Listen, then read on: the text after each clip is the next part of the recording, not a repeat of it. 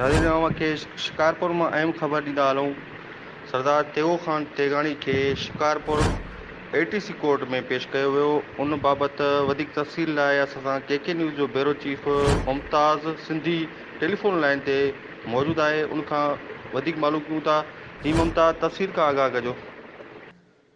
अवांखे ॿुधाईंदो हलां त अॼु शिकारपुर जी ATC कोर्ट में सरदार तेगो ख़ान तेगाणी खे पेश कयो वियो ऐं अदालत तरफ़ां 7 ॾींहंनि जी रिमांड ॾींदे पुलिस हवाले कयो वियो ऐं उन मीडिया सां ॻाल्हाईंदे चयो त मूं ते कूड़ा इल्ज़ाम आहिनि। मूं हमेशह हैदरनि ऐं पुलिस सां साकार कयो आहे।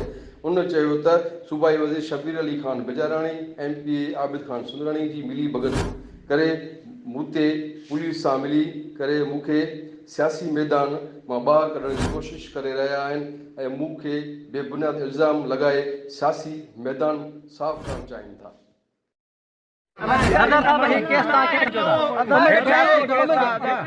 शबीर अली ख़ान बिजाराणी और मीर आबिद ख़ान की ख्वाहिश है सरदार जो जेल में हुए तो असां सियासत क्यों। हिकिड़ो सियासी केस आहे।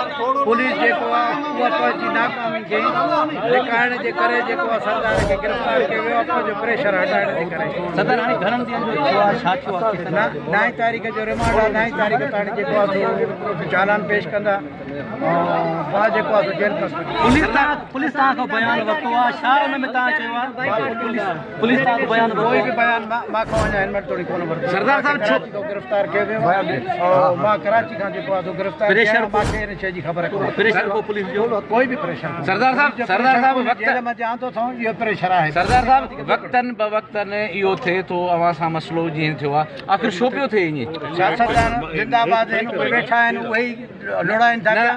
मां त हमेशह गवर्नमेंट जी इदारनि जो एतिराम कयो आहे ऐं सपोर्ट कई आहे। अवां कश्मीर ज़िले जे सियासतदान जो नालो घुसायो हिन में शिकारपुर जा बि आहिनि के न। कश्मीर ज़िले जा इहे 2 सियासतदान जेके आहिनि उहे मूंखे स्क्रीन तो हटाइण चाहिनि था, ग्राउंड तो हटाइण। काउंसिलियूं असरअंदाज़ हो या खटो था पिया शिकारपुर कंदकोट ज़िले में जेको आहे मुंहिंजूं 6 खां वधीक यूनियन काउंसिलियूं आहिनि। इनशाला उन्हनि में मुंहिंजी अक्सरियत आहे। मुंहिंजो प्रोग्राम आहे इलेक्शन जो तंहिं करे हे सियासी हिकिड़ी वांगार वड़ी आहे पुलिस तो इनशाला हिनखे मूंखे कोर्ट खां इंसाफ़ मिले। महिरबानी।